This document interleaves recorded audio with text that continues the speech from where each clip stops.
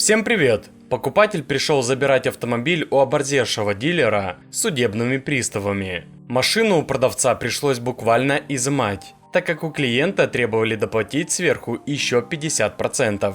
Но перед тем, как рассказать все подробности, прошу вас подписаться на канал и поставить лайк прямо сейчас. За это в конце с меня не смешной анекдот. Друзья, как часто вы задаетесь вопросом, чем бы мне заняться? Я уверен, что это происходит, и если не регулярно, то время от времени. 95% людей зачастую выбирают привычный вид деятельности в досуге. Лишь 5% уделяют свое свободное время новым познаниям. И именно эти 5% добиваются наибольших успехов.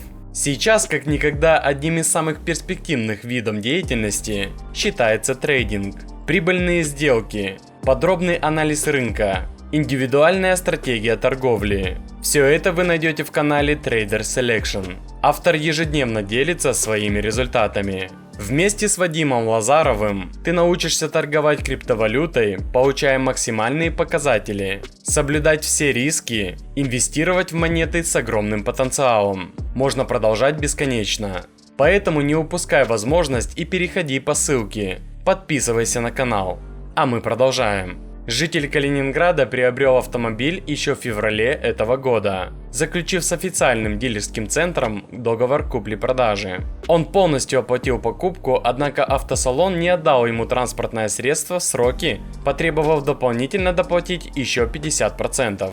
Изменение цены объяснили экономическими трудностями, в том числе тем, что эти автомобили сняты с продажи, поскольку для них нет запчастей и отсутствует возможность соблюдения гарантийных обязательств по ремонту. Гражданин пошел в суд, где установили, что автомобиль был доставлен в Калининград в январе, еще до заключения договора с истцом, то есть по старой цене.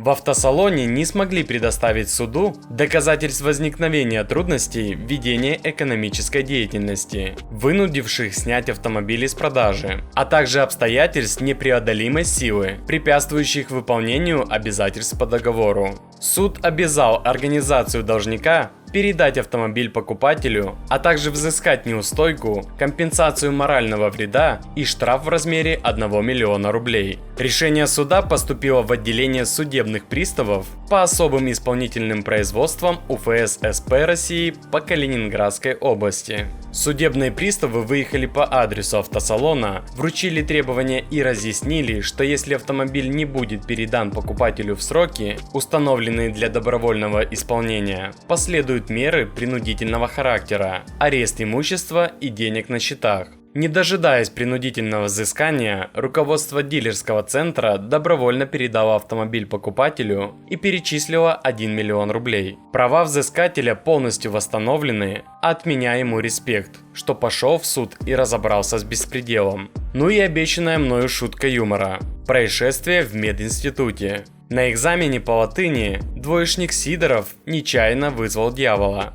А на этом все. Буду держать вас в курсе всех событий. Очень интересно узнать ваше мнение по этому поводу. А вы пошли бы в суд? Давайте пообщаемся и подискутируем. И не забудьте за мою работу поставить свой царский лайк, подписаться на канал и нажать на колокольчик. И самое главное, помните, что жизнь дана, чтобы прожить ее так, как хочется вам, а не так, как хотят другие.